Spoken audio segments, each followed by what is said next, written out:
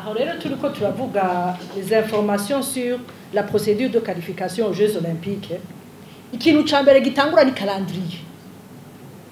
Ingere bigenda. Kuko izo calendrier ni officiel. Umuntu wese ashaka kubibona agenda kuri site. Atabironse kuri site ya Federation mugabo byinshi ko ari Jeux Olympiques ugenda kuri site ya CEU. Kuri site ya CEU rero baravuga ati calendrier de qualification de l'athlétisme pour Paris 2024. Murabona bitangura le 1er novembre. Début de la période de qualification et de classement. En marathon, niyo ya mitango. Le 30 avril bagacha bavuga bati fin de la période de qualification et de classement ari ni ya hejuru yaho le 1er juillet 2023. Ubu ni vuba. Le 1er juillet 2023 Bandikango, début de la période de qualification et de classement pour toutes les autres épreuves individuelles. Nous kuvuga yuko kuva le 1er juillet muri athlétisme abariko bariruka épreuve zose zitari marathon ubagiye kurondera amanota rero bazorondera amanota mugabo le 30 avril 2024, fin de la période de qualification et de classement en marathon. 20%. Le 23 avril 2024, baravuga ngo ni date limite pour les sénats sans athlètes qualifiés pour postuler au quota en marathon. Hariho itegeko tuza kubabwira yuko nta federation nimwe nta seno nimwe ishobora kugena muri Jeux Olympiques idafise n'ibiburiburi basi abatlete batatu muri athlétisme ni maximum ni batatu naho mwoba muri abakenya kuri 800 mètres muri gihumbi ni batatu. Le 1er mai 2024 handitse ngo en marathon World Athletic, une fédération internationale, confirme la liste des athlètes non qualifiés approuvés. Confirme la liste des athlètes qui ont réussi les minima. Publie les classements mondiaux et la liste des athlètes qualifiés. Murabona neza yuko pour les Jeux Olympiques, Fédération internationale niyo publie la liste y'abari qualifiés. Si Fédération nationale ibikora nkuko babyanditse mikete, si na Comité national ibikora, ni Fédération internationale icishiraho urutonde turaza kubibereka. Amaze kushiraho urutonde, wowe rero tuguma ababijejwe baguma bacungana. Hajya muri seno hariho abaguma bacungana ku munsi classement. Turabiyo bigeze. Kugira iki? Kugira rimwe na rimwe dukebure, tuvuga tu wa mwatete wacu hari amaminima buze. None ya competition yo muri Australia mwaramwandikishije. Mbega competition muri Etats-Unis imiheruka arimo bakisamaza gahoro mugabo twasha tubabwira tuti gena mu mwandikishe kuko uyu ni athlete baretse kwandikisha abandi n'ibituraba mugabo aba athlete bari boursier barinda kubandikisha. Naco gituma no mu ikete twavuze tuti ubuzosiba muri Jeux Afrique atazanye le pomitical naco tuzosubira kuvugana muri Comité national olympique kuko n'igihugu kirakeneye yuko bagiserukira neza tugatana imidari. Aha rero cyo twashaka kuvuga twashaka gukosora kandi kavuga yuko ngo seno niyo seno iraccredita gusa iraccredita accréditation no kuvuga inscription bica bigenda gute cha tubahamagara ati wewe wabaye qualifié mugabo hari ibipapuro bisabwa photo passport yawe hariho n'ama declaration uvuga yuko uzokwigenza neza sinye ibiri twabasinyisha byose ababijejwe bagaca babishira mu mashini bigaca bigenda kugira baze bamuhe ya badge yawe byose bitungana. mugabo mwabonye neza yuko liste biranditswe hati liste iva hehe iva muri Fédération internationale. Tumanutse gato tuca tuja rero manuka kandi tuca tuja ku maminima. None umuntu bamuharurira gute? Ese umuntu arashobora kuvyuka ati jewe kwera urya mu atete ndamukunda turumvikana reka ndamwaregistre? Oya, Fédération internationale iratanga minima bakavyapruva muri Conseil World Athletics byabaye muri Novembre 2022 jahasi manuka hasi kuri tableau.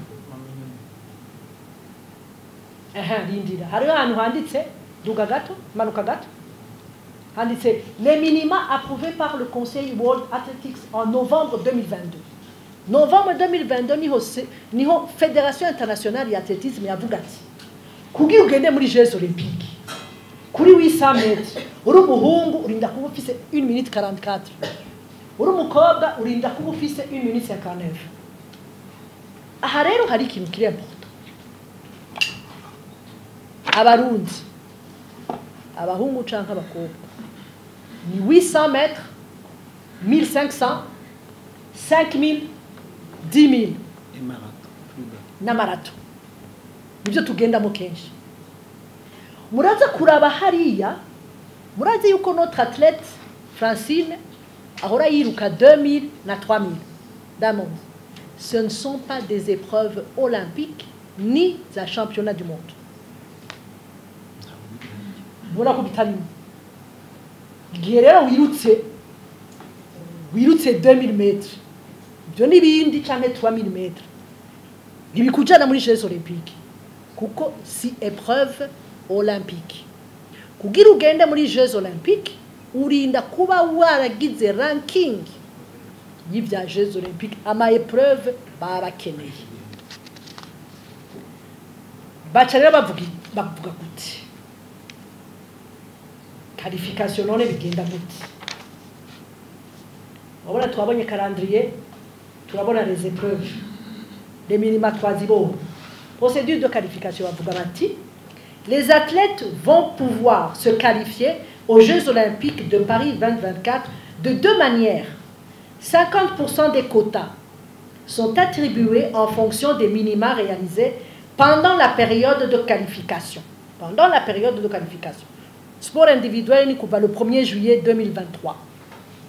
Et 50% des quotas sont attribués sur la base du classement World Athletic de la période de classement. Iyo classement rero niyo baza kwerekana ranking rero nice ibyerekana. Si ibintu biva mu kirere.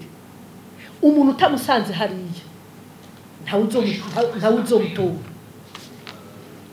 Budapest nahone twaratangaye kubona federation ivuga yuko twabinjiriye mu kazi. Tukabinjira mu kazi atakete twahawe na Fédération internationale. Rien. Nta code dufise, nta lien dufise. Mugabo bavuze bati ni mureke kutwinjira mu kazi ivyo bintu byuko mwaregistra abatlete muri championnat du monde bihagariki. Siko byanditswe. Niko byanditswe. Nukuvuga yuko le 3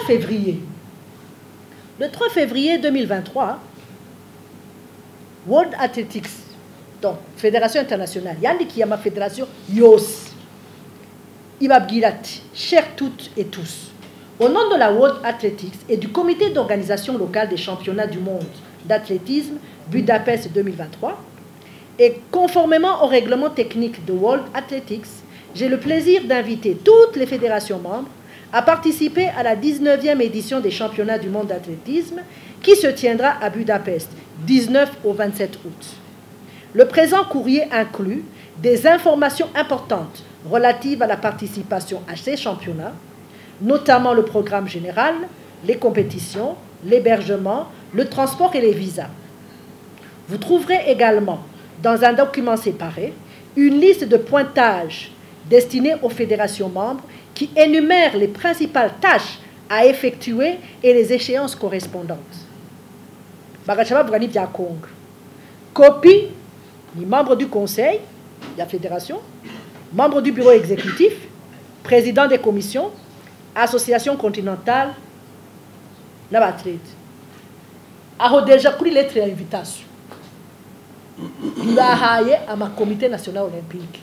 Et c'est normal parce que le comité national olympique dibinjira mu byerekeye championnat du monde ya ma fédération internationale. Bahejeje bagaca batanga rero ya liste de pointage.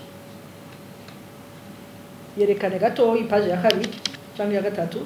Iyo liste de pointage rero niyo yerekana rero ku matariki ingeri bizoza biragenda. Le 21 avril 2023 niho bababwira bati date limite de déposer vos engagements préliminaires, y compris le prix du billet d'avion de vos athlètes du quota et de vos champions continentaux. Le 1er juin, azobari date limite pour renseigner muri yo logiciel yabo toutes les informations relatives à la demande de visa pour tous les membres. Ushika naho bashika kuri le 7 août, date limite pour déposer vos engagements. Le 27 septembre, baravuga neza n'ivy'amahera. Date limite pour envoyer le formulaire de versement d'une récompense de votre et de vos athlètes. Aha bagasigura neza n'amabillet d'avion ko ari World Athletics yatanga. Kuko ari ama fédération menshi batanga amafaranga amabillet d'avion. Aha rero twashatse kubibere tuca tuvuga tuti baratanga n'amaminima rero. Bariko baratanga amaminima baravuga ati kuri championnat du monde. Les qualifications ni entre du 31 juillet 2022 gushika le 30 juillet 2023. Urabona ko zimaze umwaka zaratanguye. Aha twashatse kubisigura kugira mumve neza yuko seno ataruhara na rumwe bafise kukwinjira mu bintu bya championnat du monde. Mugabo turabiraba kugira dukurikirane babatete boursier ivyo barimo barakora ningere twitegura kugira hageze baze bagende biteguye neza. Tubikura hehe? Tubikura kuri site ya Fédération Internationale. Arashobora kuzogira competition bavuganye na fédération. Hanyuma ho rero niyo tuzoca tugenza gute? Tuzoca tumubonera muri ranking yagarutse. Kuko ubu ntariko. Nta hamwe. Umva si seno navyo twosigura kuko ntituri muri Fédération Internationale. Ivyo ni bibazo byo muri Fédération Internationale bonyene bogira. Mu bisanzwe iki kiganiro Fédération niyo ari gutanga umuco. Igasigurira abantu kungena ibintu bimeze. Mugabo si kiratanga umuco. Twatanze umuco kuko bavuze ibintu vyerekeye bourse olympique na bien sûr participation kugira yuko twebwe tuguma dukurikirana ibintu. Naho nca n'insista mvuga nti la fédération et le Sénat ne nomment pas les athlètes qui vont participer au championnat du monde. Ne nomment pas les athlètes qui vont participer aux Jeux olympiques. La fédération internationale niyo yonyene itanga ibibanza, itanga mazina ari championnat du monde fédération bakaregistra, ari Jeux olympiques bakaregistra. Twebwe muri Seno dukorera kuvyo baduhaye nta kindi. Nimwashaka murashobora kuja kuraba n'ibya judo twabahaye mugire judo longue liste ni iki. Twebwe twaravuze tuti twatanze nombre y'abantu tubona bazoja muri Jeux olympiques. Twisunze iki? Twisunze yo ma classement. kandi kenshi uragira nombre niniya mugabo ugize nombre niniya uragereranya kama mimi dushaka kuvuga ngo Burundi tuzogera turoba atlete ngo 200 batagira classement ega navyo ne turabiraba izo classement turinda kuzihweza bavuga tuti imiburi aha tukaza turongerezamwe umwe mugabo ku bintu tubona kugira ntiduboneke yuko turiko turarota hanyuma ayo accreditation ni hagera ko bashiramo amazina kwa kuri twabibonye ko bashiramo amazina mwabonye ko kuri World Athletics muri Federation Athletisme Internationale mwabonye neza yuko umuntu yamaze kuba qualifié baca bamwinjizamo hariho abandi bakigwana bazogwana gushika ryari ndimo bazorondera izo qualification gushika ryari gushika muri juillet 2023 kuvyerekeye championnat du monde za athlétisme no mu yandi ma federation nuko no bamenyesha yuko iyo bourse ajya amafaranga mwabonye turiko bayagabura hajya harimo itike imwe gusa mu mwaka imwe ku athlete mugabo d'expérience signorina yara rase Jeux olympiques ziheruka kubera iki kubera yabuze visa ubu rero Comité national olympique ivuganye na federation twaciye dufata ingingo yuko ko mari umubursier ata competition nimwe azosiba imuha amanota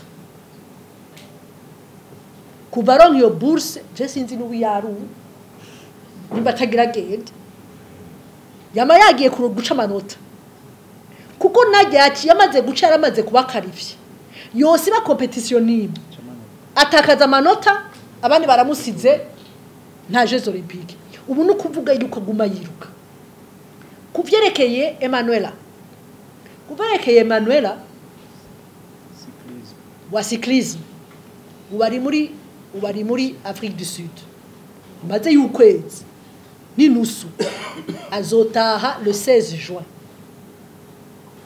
Comité national olympique la rihabiye yiwe ni umukoci aha ni kubera iki aha naho naguma yimenyereza wewe ahateye mukuronka ranking imujana muri championnat du monde kandi yaramaze kwironga azogenda kwiruka mu Bwongereza mu kwezi umenga kwa 10 mugabo bariko baritegura nuko bimeze ibintu bigenda hehe muri ranking tahandi mumvise 50% ranking 50% competition